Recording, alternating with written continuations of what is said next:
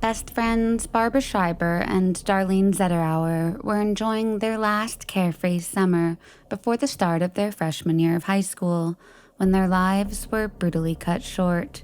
The lead detective, haunted by the double homicide, vowed for decades to the heartbroken families that he would solve the case. And even though he was slated to retire in 2022, new developments led him to stay on the force long enough to put the killer behind bars. In this video, we'll look at 3 cold cases that were solved this year. But before that, a word from our sponsor, Factor. The truth is, we all have either family obligations, work burnout, or food delivery addiction. I myself boast a trifecta of all 3. But I found a way to eat well and fast, and that's Factor. Factor makes meeting your nutrition goals easier than ever by delivering fresh, never frozen, dietitian-approved meals right to your doorstep. Factor provides my family with customizable meal delivery. Their gourmet chefs create keto, calorie-smart, chef's choice, as well as vegan and vegetarian options. I'm an obsessive researcher, and sometimes all the options of what I'm supposed to feed my family can be overwhelming. With Factor, they sweat the tough stuff, so you don't have to. The registered dietitians work hand in hand with their kitchen to ensure every meal is made from scratch with nutritious ingredients. I love Factor because it's fast and easy, but I also feel super comfortable giving the food to my family, and we've all really enjoyed trying new nutritious options for lunch and dinner. Factor is now owned by HelloFresh, and with a wider array of meal plans to choose from, there's something for everyone.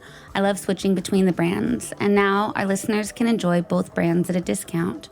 Head to factor75.com or click the link below and use code MERC50 to get 50% off your first Factor box. That's factor75.com or click the link in the description below. And don't forget to use code MERC50, that's MERC50, to get 50% off your first Factor box. Thank you so much to Factor for sponsoring this video. Born to parents Joyce and Robert Zetterower of Savannah, Georgia, on January 24, 1961, everyone knew that Darlene was always alongside her best friend, Barbara Susan Schreiber, known affectionately as Barbie. Being less than 2 months apart in age, with Barbie having been born on March 21, 1961, to Joy and Carl Schreiber, the girls were inseparable and were often discussed as a pair.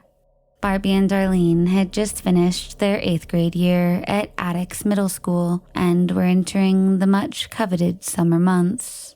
But the sunny days of Hollywood, Florida would fade into far more sinister and impenetrable nights. Like many other young people at the time, the girls, who did not drive themselves, often hitchhiked to get to their desired destination. On the evening of June 18th, the teenagers left Barbie's home in Hollywood, telling Barbie's mother that they were merely going to spend the night at their friend Valerie's house. Reports about the girls' exact movements that night are conflicting, but newspaper accounts most commonly state that they visited the home of an acquaintance. Gail, a friend of Darlene's, was the last verified person to see the 2 girls alive. She recalls seeing the best friends sitting together on a bench on a busy street in Hollywood, Florida, near the intersection of Route 441 and Hollywood Boulevard, on the afternoon of June 18, 1975. Gail recalls about Darlene, quote, "She was a fun-going girl. She had a lot of character, and I always remembered how she pulled her hair back with her fingers." Gail recalls that afternoon, she saw both girls getting into a white van, which had pulled up to the bench. According to Broward County investigators, witness interviews indicate that the girls may have been trying to catch a ride north, possibly so they could purchase illicit substances. Gail remembers she chose not to go with the girls as she had a strict father, who she says made her go straight home and would not have approved her entering an unknown vehicle. Such mental parental awareness would go on to save Gail's life. The next morning, on June 19th, a family out on a fishing trip found the bodies of both girls. They were laying side by side along the canal parallel to Highway 27, approximately 4 miles north of Andytown, an outpost for truckers which no longer exists. Both victims had been shot once with a large caliber bullet, likely a .45. Due to the copious amount of blood at the scene, investigators surmise both girls were killed where their bodies were left. They were found fully clothed, and there are conflicting reports as to whether they were sexually assaulted, with one media report indicating that one of the girls may have been found wearing her underwear backwards. After reports of the girls' bodies being found, the last person to see them alive, Gail, told the media, quote, "I was scared for them because I didn't know what was going on, and thank God that I didn't follow up to go with them." When detectives called Valerie, the host of the supposed sleepover, they learned that the teens had never actually made plans to spend the night, and that they had often used that excuse when they wanted to go somewhere without their parents' knowledge. The age and innocence of the victims drew much community and media support, but without modern technology, investigators found that catching the elusive killer or killers was impossible. The case would torment Broward County Sheriff's Detective Andrew Giannino for decades. Over the years, dozens of Broward Sheriff's Office detectives, deputies, crime scene investigators, and crime lab sleuths dedicated their time and resources to find the killer or killers responsible. With the aid of newly available technology, the cold case unit tested Darlene's clothing and were able to develop a full DNA profile of the suspect. After almost half a century of frustration, but with newly armed DNA profiles, investigators conducted mass database searches, and finally, a match turned up. The cold case unit was finally able to definitively link a man named Robert Clark Keebler as the main suspect in the case, as documented through his left biological artifacts. Keebler's history included that of armed robbery, sexual assault, and aggravated assault from California to South Florida. Authorities confirmed that Keebler had since died in South Florida, but they're still trying to bring answers to victims' families, and some detectives believe at least one other person was also involved in the murders. Detective Giannino, closer to retirement than ever before, is still in need of tips and other information to determine the connection between Keebler and his victims. Detectives are trying to piece together a timeline to further explain how the universes of Keebler and the two teenage girls may have intersected. Detective Giannino says it's difficult to reconstruct a past that's almost half a century old. Police ask that anybody who remembers Darlene or Barbara, or anything about them or what occurred in June of 1975, be it associations or friendships, call the tip line, as a seemingly innocuous fact may mean nothing to one, but could prove to be a missing link in what may lead to the unearthing of a serial killer. While police say that they are relieved to close the case, they're now eyeing a potential serial killer in similar South Florida slangs. A series of unsolved murders in Broward and Miami-Dade, which became known as the Flat Tire Murders, may also be connected to Keebler, so investigators are looking back at other murders that took place in the area to see if there's any DNA evidence which ties him to the crimes. Barbara and Darlene never got the opportunity to grow up and fully experience their lives. Their families and those who knew them continued to grieve their untimely deaths.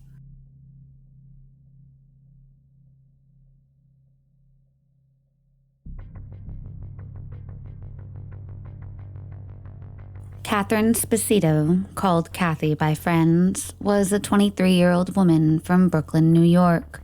She had relocated to Prescott, Arizona in order to attend Prescott College. She was an avid hiker who loved spending time outdoors. She was also an artist who had made many friends in her new community. In early June of 1987, Kathy went out with a friend to Bryce Canyon in Utah and spent a week hiking and exploring the extensive trails. On June 12th, Kathy met with a few friends at Murphy's restaurant and told them that she was planning on going for a hike the following day at Thumb Butte Trail, just outside of Prescott. On the morning of June 13th, Kathy rose early and pedaled her mountain bike to the starting point of Thumb Butte Trail. Leaving her bicycle at the trailhead, she began her steep hike, intending to follow the well-known 2.5-mile circular path, which led her through the pine forest and up to glorious views of the surrounding mountains. At the time of day she was out, few people were present at the trail. Soon, after Kathy left her bike at the trailhead, a group of hikers heard screams from a woman echoing through the wilderness. The hikers rushed towards the scream. However, it was reported that the trail itself was quite challenging, and it took some time for the hikers to reach the exact location from where the screams had emanated. Upon their arrival, they found Kathy laying in a pool of blood. Authorities were immediately notified. An autopsy revealed that Kathy was hit in the head with a rock and a wrench. She was also shot in the eye with a .22 caliber gun and later stabbed in the head. Her murder stunned Prescott, a seemingly safe city known for its outdoor attractions. The Thumb Butte Trail, a highly frequented hiking spot in the region, rarely witnessed any criminal activity. For more than 30 years, Kathy's case has remained an open investigation, with occasional leads emerging over time.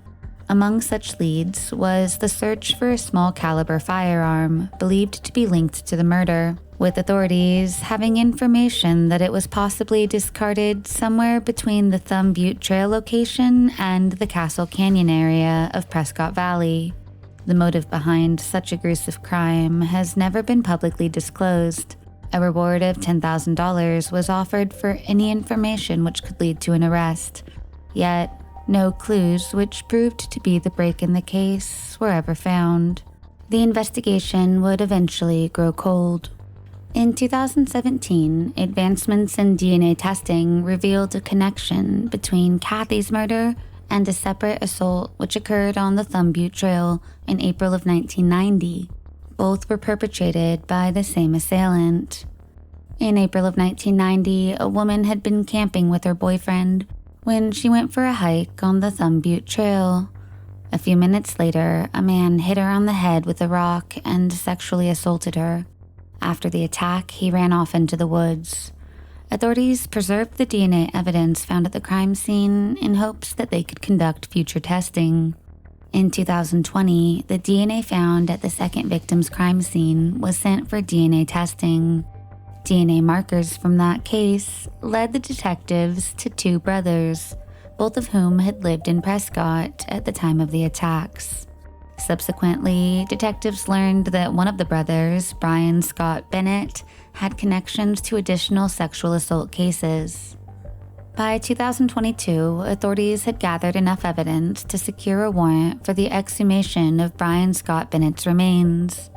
He was buried in a cemetery in Kentucky.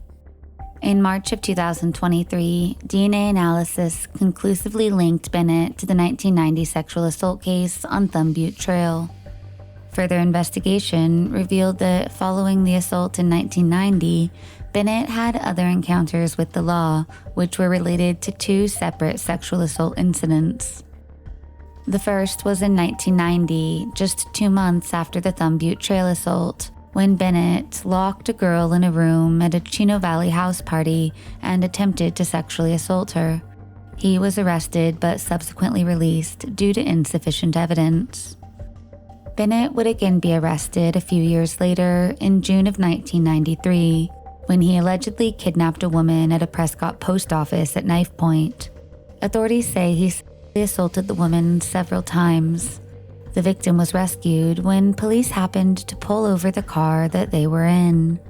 Bennett was arrested but was again released due to lack of evidence and discrepancies in the stories of the victim and the assaulter. In 1994, Bennett returned to his home state of Kentucky and later died by suicide. Once Bennett was identified as the person responsible for the 1990 sexual assault, police submitted the DNA samples found on the ratchet, which was used to hit Kathy, in order to compare it with Bennett's DNA. Due to multiple individuals handling the weapon over the years, a definitive match, which was based solely on DNA evidence alone, was unobtainable. However, advanced scientific analysis indicated that the majority of the DNA on the ratchet belonged first to Kathy and secondly to Bennett, giving detectives the, quote, highest degree of likelihood that Bennett was the killer. At the time of Kathy's death, her killer was 16 years old. He was a junior at Prescott High School and had moved from Calvin, Kentucky. Bennett withdrew from Prescott High School in 1988 and enlisted briefly in the Army before deserting in 1989. He was convicted of forgery charges in 1991 and received 3 years of probation. Investigators are now trying to find out if Bennett was responsible for other attacks. In an interview, the investigating officer said, quote, "What we know of serious violent predators like this is that it is very unlikely, given the frequency in which he was willing to act, that these are the only 4 cases that exist."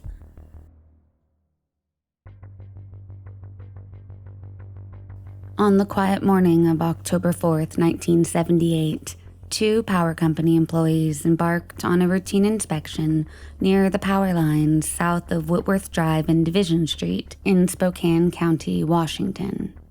As they went about their duties, the workers were shocked to accidentally stumble upon the partially nude body of a young woman laying in the shade of the canopy of ponderosa pines.